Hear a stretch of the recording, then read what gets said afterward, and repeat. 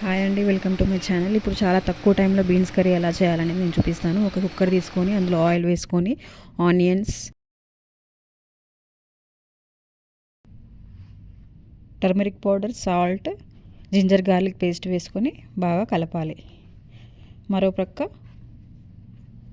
బీన్స్ని నీట్గా కడిగి సైడ్లో పెట్టుకోండి. ఆనియన్స్ బాగా వేగిన తర్వాత బీన్స్ని యాడ్ చేసుకోండి.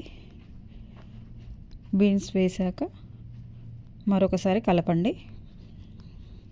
అవి కొద్దిగా వేగిన తర్వాత తరిగిన టమాటో ముక్కల్ని వేయండి. తర్వాత కారం, సరిపడా ఉప్పు వేసుకొని మరొకసారి కలపండి. మరోపక్క ఒక పొటాటో తీసుకొని చిన్న ముక్కలుగా తరిగి ఈ ముక్కల్ని కూడా బీన్స్లో యాడ్ చేసుకొని చక్కగా కలిపేసుకుందాం.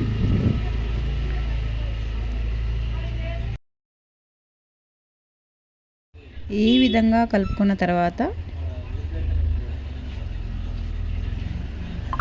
ఒక గ్లాస్ వాటర్ పోసుకొని కుక్కర్ మూత పెట్టి విజిల్ పెట్టి 1 or 2 విజిల్ వచ్చే వరకు పెట్టండి.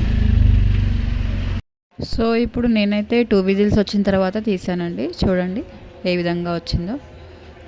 మీకు ఆల్మోస్ట్ కర్రీ మొత్తం రెడీ అయిపోయినట్టే అండి. ఇప్పుడు మీరు కొత్తిమీర వేసుకొని ఒకసారి కలిపేసుకొని మీకు కావాల్సిన బీన్స్ కర్రీ